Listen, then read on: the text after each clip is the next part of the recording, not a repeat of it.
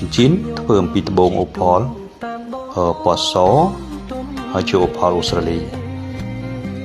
Australian White Opal ហើយត្បូងរបស់វាគឺទំហំ6លីគុណនឹង8លីត្បូងអូផលនេះគឺជាត្បូងធម្មជាតិមិនមែនជាត្បូងសិប្បនិម្មិតទេគេអាចសម្គាល់ត្បូងអូផលធម្មជាតិបាននៅពេលណាដែលគេធ្វើចលនាត្បូង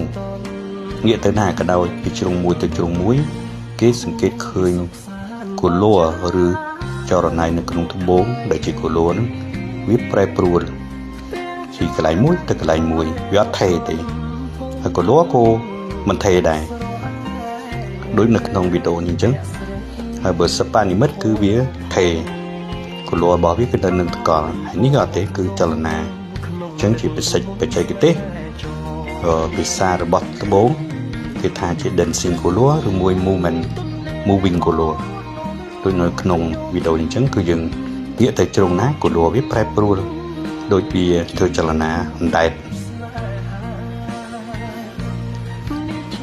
ត្បូងអូផលអាចមានតម្លៃ$10,000វាអាស្រ័យទៅនឹង color នៅក្នុងត្បូងមានច្រើនឬតិចហើយអណ្ដែតហើយ color នោះច្បាស់កាន់តែច្បាស់ទៅ